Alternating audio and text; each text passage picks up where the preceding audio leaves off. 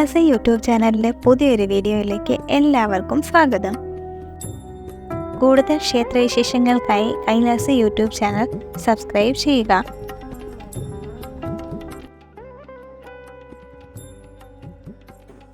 ഇന്ന് ക്ഷേത്രം ഇരിക്കുന്ന സ്ഥലത്തു നിന്നും അല്പം ദൂരം പടിഞ്ഞാറ് മാറി സ്ഥിതി ചെയ്യുന്ന താഴ്ത്തങ്ങാടിയിലായിരുന്നു തെക്കുംകൂർ രാജാക്കന്മാരുടെ ആസ്ഥാനം.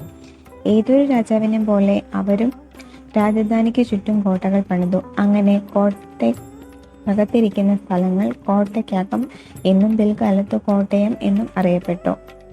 തെക്കുംകൂർ രാജവംശവുമായി ബന്ധപ്പെട്ട് കിടക്കുന്ന ഒരു കഥയാണ് ഈ ക്ഷേത്രത്തിന്റെ ഉത്പത്തിക്ക് പിന്നിൽ. ഒരിക്കൽ തൃശ്ശൂർപേരൂർ വടക്കുംനാഥനോട് അഗാധമായ ഭക്തി ഉണ്ടായിരുന്ന ഒരു തെക്കുംകൂർ രാജാവ് ഉണ്ടായിരുന്നു. അദ്ദേഹത്തിന്റെ രാജധാനിക്കടുത്ത് അന്ന് തളിക്കോട്ട ക്ഷേത്രമുണ്ടായിരുന്നു. അവിടെ അദ്ദേഹം നിത്യവും പോയി തൊഴുകയും ചെയ്തിരുന്നു.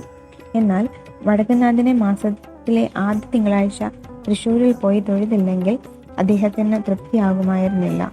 ഇന്നത്തെ പോലെ വാഹന സൗകര്യമില്ലാത്ത അക്കാലത്ത് തോണിയിലേറിയും നടന്നുമാണ് അദ്ദേഹം പോയിരുന്നത്. ഏകദേശം 3 ദിവസമെങ്കിലുമായിരുന്നു അന്ന് കോട്ടയത്ത് നിന്നും തൃശ്ശൂരിലെത്താൻ. എന്നാൽ തമ്പുരാന് പ്രായമായതോടെ വടക്കുംനാഥനെ പോയി കാണാൻ നിർവാഹമില്ലാതായി. അദ്ദേഹം മനമൊരുക്കി വടക്കുംനാഥനോട് പ്രാർത്ഥിച്ചു. ഭഗവാൻ അദ്ദേഹത്തിന്റെ മുമ്പിൽ പ്രത്യക്ഷപ്പെട്ട് തമ്പുരാൻ തന്നെ തേടി ഇനി തൃശ്ശൂർ വരേണ്ടതില്ലെന്നും തമ്പുരാന്റെ നാട്ടിൽ തന്നെ താൻ കുടികൊള്ളുന്നതാണെന്നും അരുൾ ചെയ്തു. അങ്ങനെ രാജാവ് നാട്ടിലേക്ക് മടങ്ങും വഴി വൈക്കത്തും അദ്ദേഹം ദർശനം നടത്തി. അവിടെ ദർശനം നടത്തുന്ന സമയത്ത് അദ്ദേഹം ഒരു ദരിദ്ര ബ്രാഹ്മണനെ കണ്ടു. ദേഹമാസകലം ഭസ്മം പൂശി രുദ്രാക്ഷമാലകൾ ധരിച്ച് താടിയും മുടിയും നീട്ടി വളർത്തിയ ആ മഹാബ്രാഹ്മണനെ കണ്ട തമ്പുരാൻ ഉടനെ അദ്ദേഹത്തിന്റെ അടുത്തെത്തി. അദ്ദേഹം ഇങ്ങനെ പറഞ്ഞു: ഞാനിവിടെയുള്ള പേരേപ്പറമ്പ് ഇല്ലത്തെ ഒരു നമ്പൂതിരിയാണ്. 12 വർഷങ്ങളായി ഈ ക്ഷേത്രത്തിൽ ഭജനമിരിക്കുകയാണ്. കുടുംബത്തിൽ വല്ലാത്ത പ്രശ്നങ്ങളാണ്. എന്നെ ഭജനം കഴിഞ്ഞിട്ട് 2-3 ദിവസമായി. പൂരം നിറഞ്ഞു നിൽക്കുന്ന 3 പെൺകുട്ടികളുടെ അച്ഛനാണ് ഞാൻ. അവരെ എങ്ങനെയെങ്കിലും വേലി കഴിപ്പിച്ചയക്കണം. പക്ഷെ എന്തു ചെയ്യാൻ? എൻ്റെ കയ്യിൽ കാലണയില്ല. എന്തെങ്കിലും വഴി കിട്ടിയാലേ വേലി നടക്കൂ. ഇതറിഞ്ഞ തമ്പുരാൻ നമ്പൂതിരിയോട് തൻ്റെ കൂടെ വന്നാൽ എല്ലാം ശരിയാക്കി തരാമെന്ന് പറഞ്ഞു. അങ്ങനെ നമ്പൂതിരി തമ്പുരാനൊപ്പം തളിക്കോട്ടയിൽ താമസമാക്കി. അടുത്ത ഭജനത്തിനുള്ള ദിവസമാകാറായപ്പോൾ ചില രാജഭടന്മാർ പ്രതിനിധിയെ വിട്ട് വടക്കുംനാഥൻ വഴിപാട് നടത്തിക്കാൻ തമ്പുരാനോട് പറഞ്ഞു. എന്നാൽ അദ്ദേഹത്തിന് അത് ഇഷ്ടമായില്ല. ഒരു ദിവസം രാത്രിയിൽ തമ്പുരാന് ഭഗവാന്റെ സ്വപ്നദർശനമുണ്ടായി. ഭഗവാൻ അതിൽ അദ്ദേഹത്തോട് ഇങ്ങനെ പറഞ്ഞു: അല്ലയോ ഭക്ത, നിന്റെ അതിർത്തിക്കുള്ളിലെ നക്കര കുന്നിൽ സ്വയംഭൂവായി ഞാൻ അവതരിക്കാം.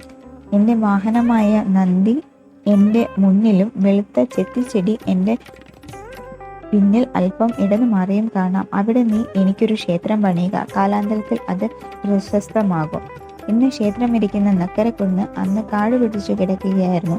വന്യജന്തുക്കൾ അതുവഴി സ്വയംവിഹാരം നടത്തിപ്പോന്നു. ആനയെ തളയ്ക്കുന്നതിനായി ഈ കാട് ഉപയോഗിച്ചിരുന്നുവെന്നും അതുവഴി ആനക്കരക്കുന്ന് എന്ന സ്ഥലത്തിന് പേര് വന്നുവെന്നും അത് പിന്നീട് നക്കരക്കുന്നായെന്നുമാണ് വിശ്വാസം. അക്കാലത്തെ ക്ഷേത്രത്തിന് വടക്ക് കിഴക്ക് ഭാഗത്ത് ഒരു സ്വാമിയാരു മഠമുണ്ടായിരുന്നു. അവിടുത്തെ ചില പണിക്കാർ ഒരു ദിവസം കാട് തെളിക്കാനായി കുന്നിലെത്തിയപ്പോൾ മൂർച്ച കൂട്ടാനായി അടുത്ത് കണ്ട ഒരു കല്ലിൽ തങ്ങളുടെ വാളുകൾ ഉരസി. അപ്പോൾ ആ കല്ലിൽ നിന്നും രക്തപ്രവാഹമുണ്ടായി. അവർ ഉടനെ പ്രശ്നം വെച്ച് നോക്കി. സ്വയംഭൂവായ ഒരു ശിവലിംഗത്തിൽ നിന്നാണ് രക്തപ്രവാഹം ഉണ്ടായതെന്ന് അവർ കണ്ടെത്തി. തുടർന്ന് രാജധാനിയിലേക്ക് ഓടിപ്പോയ അവർ രാജാവിനെയും വിവരം അറിയിച്ചു. അദ്ദേഹം ഭടന്മാർക്കൊപ്പം സന്തോഷാധിക്യത്താൽ ശിവലിംഗത്തിന്റെ അടുത്ത് വന്ന് അപ്പോഴേക്കും കാട് മുഴുവൻ വെട്ടിത്തെളിച്ചിരുന്നു. സ്വപ്നത്തിൽ കണ്ട പോലെ അവിടെ ശിവലിംഗത്തിന് നേരെ മുമ്പിൽ നന്ദിയും പിന്നിൽ സ്വല്പം ഇടതുമാറി വെളുത്ത ചെത്തിച്ചെടിയും ഉണ്ടായിരുന്നു. തമ്പുരാന്റെ കണ്ണിൽ നിന്നും ആനന്ദാശ്രുക്കൾ പൊഴിഞ്ഞു. അദ്ദേഹം തന്റെ രാജ്യത്തെയും പ്രജകളെയും ഭഗവത്പാദങ്ങളിൽ സമർപ്പിക്കുന്നതായി പ്രഖ്യാപിച്ചു.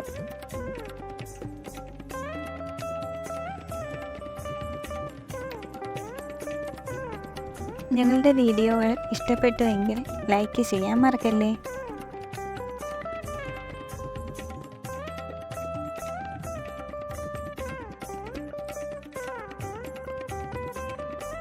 കൂടുതൽ ക്ഷേത്രവിശേഷങ്ങൾക്കായി കൈലാസ യൂട്യൂബ് ചാനൽ സബ്സ്ക്രൈബ് ചെയ്യുക.